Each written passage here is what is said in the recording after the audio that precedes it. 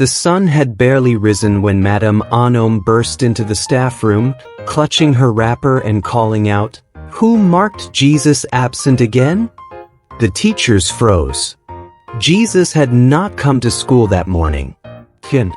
"Ma, he said he would be doing his father's business," said Teacher Chidinma, adjusting her reading glasses nervously. "Which father?" Madame Anom huffed, hands on her waist.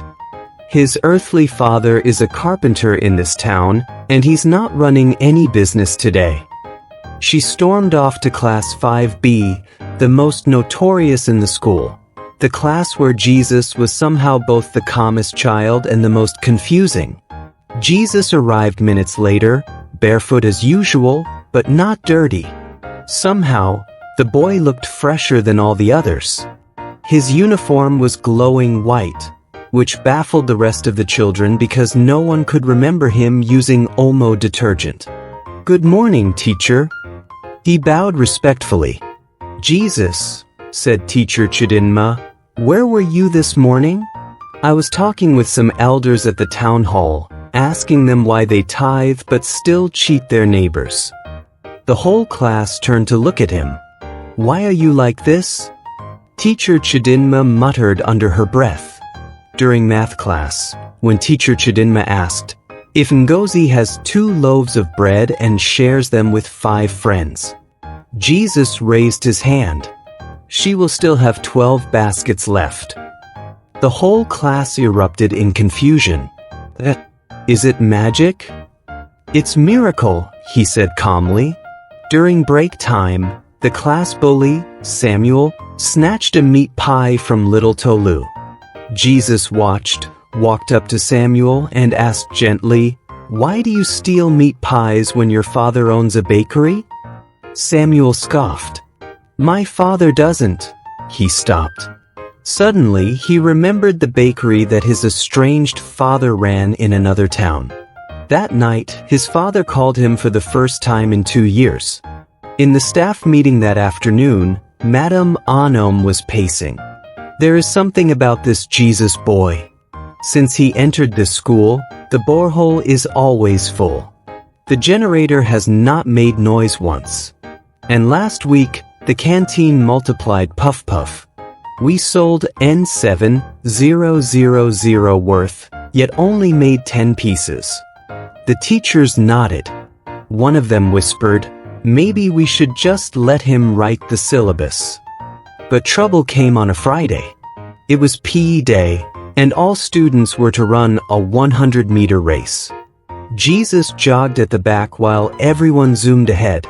Just when the whistle blew to mark the end, Jesus appeared at the finish line, ahead of them all. "Disqualified," shouted Coach Ahmed. "You vanished and reappeared. It's against physics."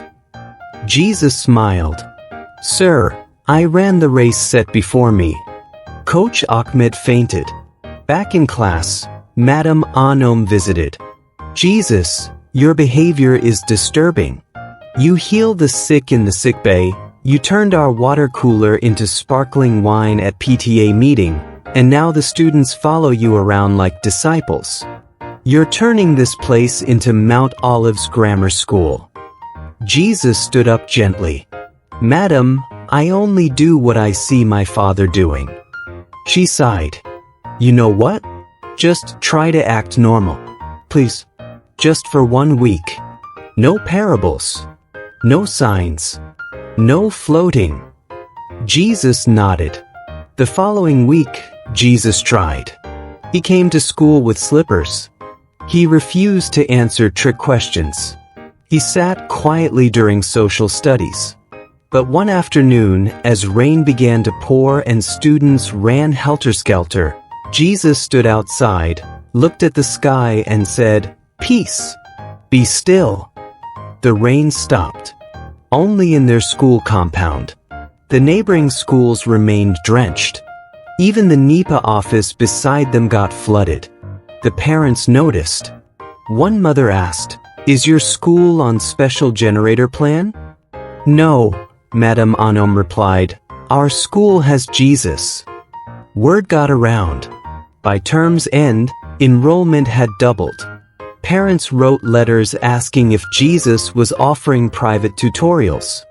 But he said, "Let the children come to me and learn freely." One evening, Madame Anom called him aside. "Thank you, my child. This school was almost shut down. But since you came, things have changed."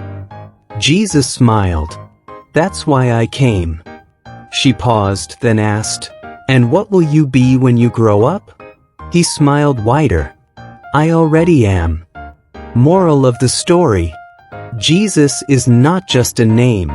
His presence brings change wherever he is welcomed, even in a little Nigerian primary school.